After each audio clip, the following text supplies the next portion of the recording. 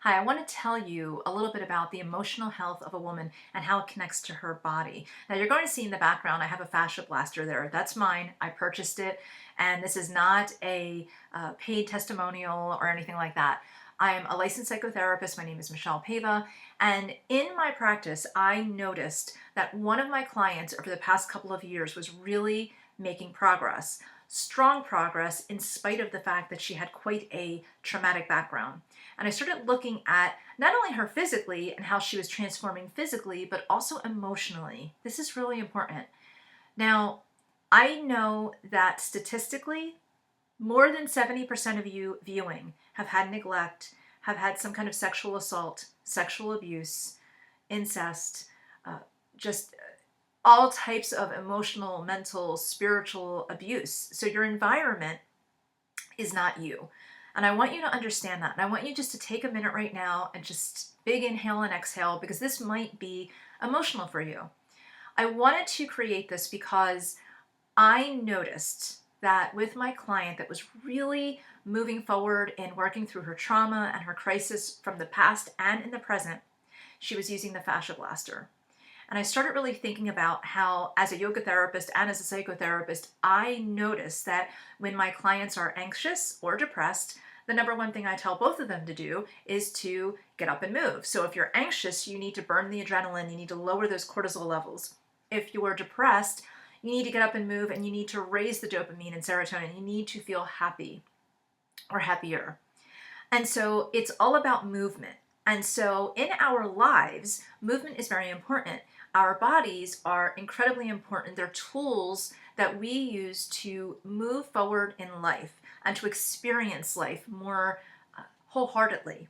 So it's not just the emotions, but also the body. So we're walking around day to day and we think it's all up here, but it's everywhere, okay? So I know this for a fact. I was assaulted when I was 20 years old. I had to have emergency surgery. I almost died. I was told that I would never have children, and luckily I did have children, but not after 2 ectopics and 2 miscarriages. So I know the pain of being sexually assaulted, and I know the pain of crisis and trauma. And I also know what happens to the body because I've experienced it. So I've experienced just getting out of bed and having part of my hip muscle tear. Now, this is when I was teaching a lot of yoga and a very fit and flexible person. But the stress that I encountered during that time frame actually tore part of my muscle. Now, it was micro tears, so it wasn't this huge, giant, my leg wasn't hanging off, but it was painful. And it was actually misdiagnosed. So it went over a year without diagnosis. I was thinking maybe it's appendix, or maybe it's a ovarian cyst that must have burst.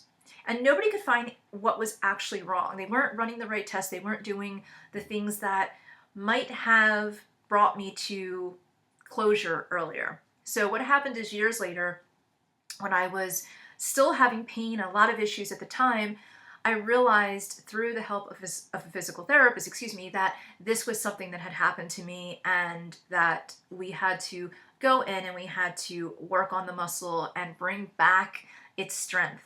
And I remember when she went in and had to open up that fascia and that muscle and the scar tissue, the amount of emotion that I felt was overwhelming. And I have seen clients in my office, I have seen clients in yoga, where they move a certain way and suddenly there's a release.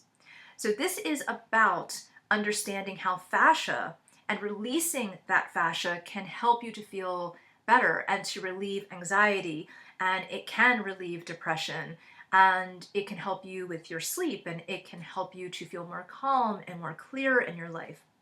So I understand, woman to woman, and for men that are in this situation as well, that we experience very unique transitions and situations, traumas, struggles, challenges. I get it, we do. And when we're in this situation, we need to think about our bodies more, that we're not just this mind walking around, that we have to be connected to our bodies. But what happens when we have trauma? What happens when you're 5 years old and you're neglected, or you perceive that you were neglected? We start to disconnect because it's so painful. We start to disconnect from our bodies, and we start to have situations in our bodies that hold us back from living a full quality life. And it's a coping strategy. Sometimes it's subconscious, sometimes it's conscious. And so when you are in that situation where you are thinking about where you are in life right now, if you're feeling like, I just want to lose this weight and I just don't want to have this cellulite and those types of feelings, think beyond that. Think about how when you are releasing the fascia, it's not just an emotional detox where, okay, I'm going to do this and some of the toxins are going to come out and I'm going to have this one burst of emotion. No, it's an ongoing process. Because when is the last time that you actually felt blood flow, nourishing blood flow, safe blood flow through your whole body, where you didn't have to tense up for fear that somebody was going to bully you or attack you or molest you or hurt you in some way? When is the last time that even in your relationship now that you had one full month of being completely at ease in that relationship where you weren't tensing up and reworking some of the pain from the past and bringing it into your relationship now? Now, we all, when we're in relationships, can say, oh, my husband or my partner, he comes from a crazy family, and it's those people are why he is how he is. But we don't look at ourselves all of the time, even if we know that we had some family members or the whole dynamic that might have been toxic for us. We still need to make it right, because in evolutionary science says that we are based on survival when we're very young. So even if somebody's hurting us when we're very young, we still are bonding to them because we need them. We need them for clothing and food and shelter and all of our basic survival needs, which isn't even clothing actually, but clothing just to keep us warm. And so if we're in this situation where we have to love the very people that hurt us, that's our mind doing all of that, but our body protects, okay?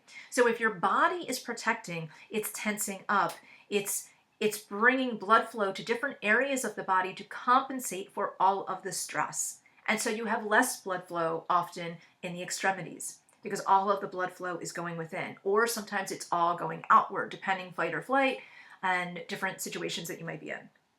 So what happens when you are working with the fascia blaster? So this is what happens. As you are releasing different parts of your body, maybe you were raped and you think it's all about, the hip area. Well, what about if the thighs tensed up during that time? What if afterwards you didn't want to stand, you didn't want to walk? So some of the memory of the experience is going to be in the thigh area. So if that was the last time that you had maybe innocence or a sense of freedom and safety, and then that happened to you, and this is what happened to the muscles in your body, when you go with the fascia blaster, you're going to feel a sense of release. And you might feel for the first time ever, or in a long time, that you are safe, and that you have this nourishing blood flow, and that you are allowed to be happy, and that you are allowed to be strong. And I know that sometimes people self-sabotage and they'll buy something like the fascia blaster or a gym membership or whatever, and then they just stop, or they stop eating healthy. And it's not about that you don't have the willpower, and it's not about that you don't have the ability to have that habit. In fact, if you've been living where you're not being active and healthy or eating healthy, you already know how to create a habit. You've created maybe perhaps some bad habits or some habits that don't serve you. But once you start to get to that place that you start to realize, wait a minute, I know how to do this, and I have a support system, and I can do this because I love myself. That's really important. It's important when I am working with someone, when I start to see them transition, and sometimes in that transition, I'll say, you know what, you're not at the place anymore where you are broken. I actually don't believe anyone is ever broken. I believe that people think that they are broken, but no one's ever broken. And so if somebody feels like they're broken and they're coming to therapy and they're saying, I feel broken, no, you're not broken. In fact, if you've gotten through some of the hard stuff and coming to grips with the mind and body connecting, you're not in that place anymore. Okay? You're not in that place anymore. All you're in the place of at that point is handling the environment that you're in. The environment, if your husband is still being somewhat toxic to you, or if he's neglecting you in some way, or you perceive that he's neglecting you. Maybe you just have so many walls up that you feel rejected. And so even when he is kind to you, you're sort of not seeing it. And that can happen. Or maybe you're still fearful of a certain type of person because that is the type of person that hurt you in the past. Maybe you feel like you're somebody who has more guy friends. Maybe because somebody who was female in the past really let you down. Or maybe you don't trust men and you only want female friends. Or maybe you don't feel comfortable with anyone and there's no one that's there that you feel that can give you empathy. But would you know empathy because you're disconnected? So these are some things just to think about. It doesn't mean that they're really happening to you. I totally get that everyone has different stories in their lives, but I need you to understand that as you are working with your fascia blaster, it's not just your body. It's not just sculpting. It's not just getting rid of cellulite.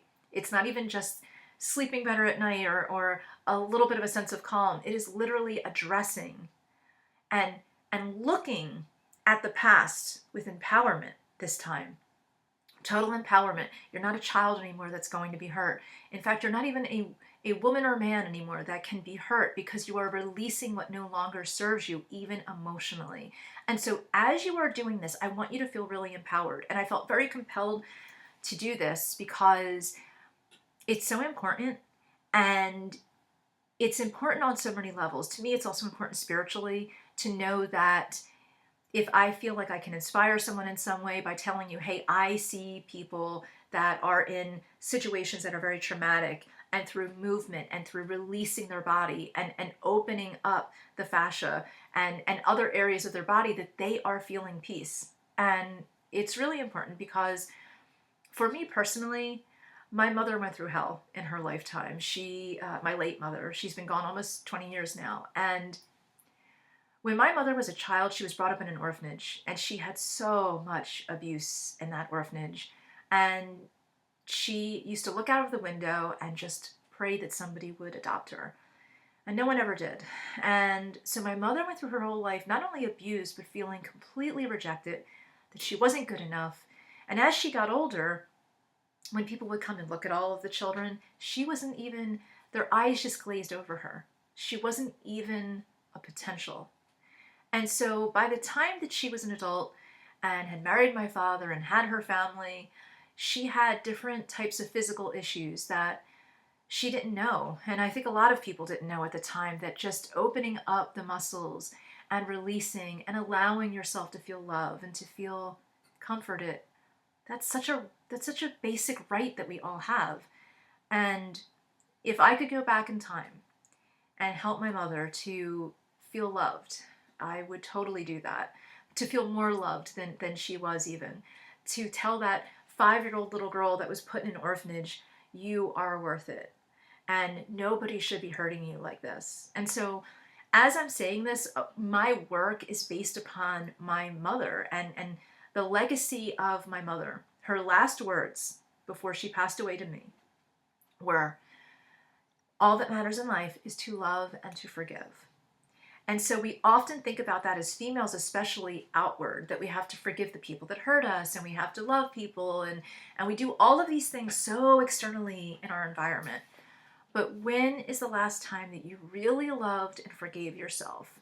So if you're struggling with something that was in the past, if you're holding some kind of shame, even if you know the other person was wrong, you might still be holding shame. And if you know the other person was wrong, you may have maybe superficially forgave them, but really, if you haven't deeply forgiven them, deeply forgive them. And as you are working with the fascia blaster, I want you to also use that time, if you can, to meditate, to pray, to think about forgiveness, to think about love, to think about how of value you are.